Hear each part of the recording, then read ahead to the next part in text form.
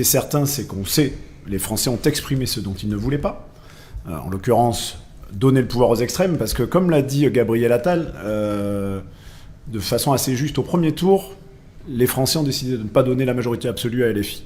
Au second tour, ils décident de ne pas donner la majorité absolue, et ni même la majorité relative, c'est là où il y a une surprise, au Rassemblement national. Donc ce choix-là, il est clair, mais c'est un choix par défaut. On ne sait pas ce qu'il y a derrière. Ce qui est dramatique, c'est que l'Assemblée, telle qu'elle est constituée là, elle a été constituée avant tout par des décisions d'appareil. Au moment où, à la va-vite, la gauche a réussi à s'unir, à la surprise, je pense, d'Emmanuel Macron, qui ne s'attendait pas à ça.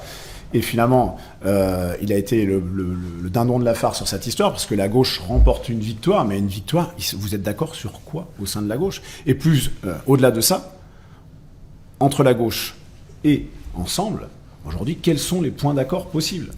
Et la réalité, c'est qu'effectivement, la France est ingouvernable par manque de clarté de ce qu'ont voulu exprimer les électeurs. Moi, je ne crois pas que les électeurs ont choisi d'avoir une politique de gauche pour la France. Je ne pense pas que ce soit la majorité en France qui cherche cela.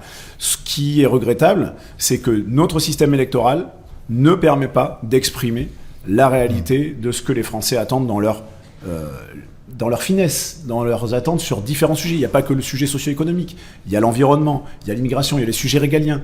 Il y a évidemment, pourquoi pas, tout à l'heure j'entendais Nicolas Cadenne et Laurent Burgois qui s'écharpaient sur les traditions. Il peut y avoir des sujets aussi qui sont aujourd'hui totalement écrasés par la vie politique nationale, alors qu'il y a des gens qui sont attachés à ces questions et qui ne peuvent jamais les exprimer.